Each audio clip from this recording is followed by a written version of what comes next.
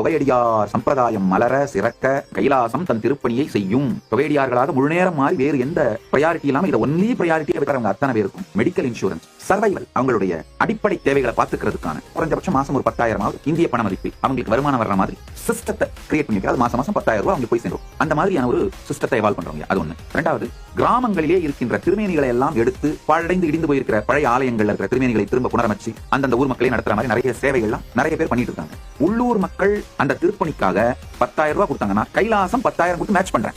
ஏன் உள்ளூர் மக்கள் கொடுக்கறத நான் இன்சிஸ்ட் பண்றேன்னா, உள்ளூர் மக்கள் பணம் கொடுக்காம நாமளே மொத்த செலவையும் போட்டு பண்ணி கட்டி வச்சாலும் வழிபடுவதற்கு ஆள் இல்லாமல் அது மீண்டும் சிதிலமடைவதை நான் பல இடங்களிலே பார்ப்பதனால் உள்ளூர் மக்கள் வழிபட விருப்பம் தெரிவித்து அவர்களால் ஆன சிறு காணிக்கைகளை அவர்கள் சேர்க்க ஆரம்பிச்சார். அவங்க சேர்க்கிறத கைலாசத்துல நாங்க மேட்ச் பண்ணி அவங்களுக்கு என்ன வேணுமோ அந்த ஆலயத்தினுடைய புனரமைத்தலை செய்து அளிக்கின்றோம். அது மட்டும் இல்லாம இந்த தொகையடியார்கள் ரிட்டையர் ஆயிட்டா நான் டயர்ட் அல்ல, இந்த மாதிரி ஏதாவது கோயில போய் இருந்து அந்த திருப்பணிகளை எடுத்து நடத்தி அதுவே வாழ்க்கையின் வாழணும்னு நினைக்கிறேன் அப்படின்றவங்க எல்லாம் யாரு வேணா அப்ளை பண்ணுங்க. இந்த மாதிரி கோவில்களுக்கு நீங்க போகலாம். இங்க அப்ளை பண்றதுக்கான இமெயில் ஐடி கொடுக்குறேன். அப்ளை பண்ணீங்கன்னா நாங்க எங்களுக்கு தெரிஞ்ச கோவில்களுக்கு உங்களை அனுப்புறோம். அவர்களுக்கு அடிப்படை தேவைகளான உணவு, தங்குமிடம் மற்றும் ஒரு கால பூஜை இதெல்லாம் சேர்ந்து குறைந்தபட்சம் ஒரு 20,000 - 25,000 வரை அவங்களுக்கு மாசம் கிடைக்கிறதுக்கான வழிவகையும் பரமசிவன் அருளாலே நாங்கள் செய்கின்றோம். நான் என் வாழ்க்கையே ஒரு வாரம் கழிக்கிறேன், எனக்கு வேற எந்த வருமானம் இல்லை, என் பையனுக்கு படிக்க வைக்கணும், என் மகளுக்கு திருமணம் பண்ணணும், அந்த மாதிரியான ஸ்பெஷல் தேவைகள், சிறப்பு தேவைகளுக்கும் நாங்கள் உதவுகின்றோம். பெருமான் அருளாலே இந்த சேவைகள் சென்று சேர்வதற்கு நீங்க பாலமா இருந்தீங்கன்னா அதுவே மிகப்பெரிய சிவ புண்ணியம் உங்களுக்கு வந்து சேரும். பணத்தால ஒருத்தன் வறுமையா இருந்தா கூட மன்னிச்சிடலாம். ஆனா ஹிந்துவா பிறந்துட்டு, அதுலயும் இந்தியாவில பிறந்துட்டு ஞானத்தால ஒருவன் வறுமையாக இருக்கின்றான் என்றால் அவனை மன்னிக்கவே முடியாது. மன்னிக்க முடியாத குற்றம். காரணம் என்ன? நம்ம காத்திலேயே ஞான கருத்துக்கள் இருக்குங்க. நான் ஒரு சாதாரண மனிதன், பாரதத்தில் பிறந்தவன், ஞான வறுமையில இருக்கக்கூடாது. வெளியில இந்த எக்ஸ்டர்னல் நாய்ஸ்ல இருந்து கொஞ்சம் ஒதுங்குங்க.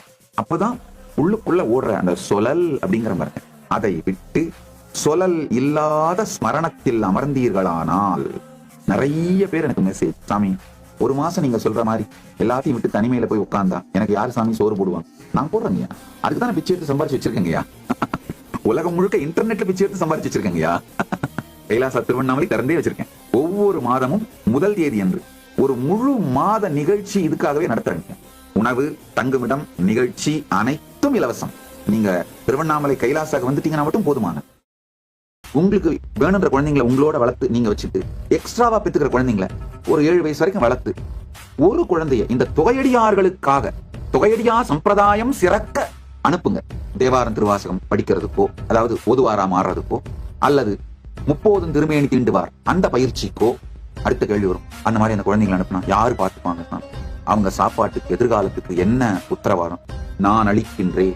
கைலாசத்துக்கு அனுப்பினா மட்டும் இல்ல, நீங்க ராமகிருஷ்ண மடத்துக்கு அனுப்பினாலும், எந்த ஆதீனத்துக்கு அனுப்பினாலும், எந்த குருகுலத்துக்கு அனுப்பினாலும், எங்க இந்த தொகையடியார் வம்சம் சிறக்கவும் பூத பரம்பரை பொலியவும் நீங்க அனுப்பியிருந்தீங்கன்னா, இந்த மாதிரி அமைச்சிருக்கேன் சாமி, ஆனா அவங்க 2 பேர் போனதுனால என் குடும்பத்துக்கு வருமானம் வேணும் சாமி அப்படின்னு எனக்கு அப்ளை பண்ணுங்க. அந்த 2 பேரும் என்ன சம்பாதிப்பார்களோ அதை விட அதிகமாக உங்களுக்கு மாதம் பொருளுதவியும், அவங்க 2 பேருடைய எதிர்காலத்துக்கு மாசம் பணம் வர்ற மாதிரி இன்சூரன்ஸ் பண்ணி கொடுக்குறேன். மெடிக்கல் இன்சூரன்ஸ் பண்ணி கொடுக்குறேன்.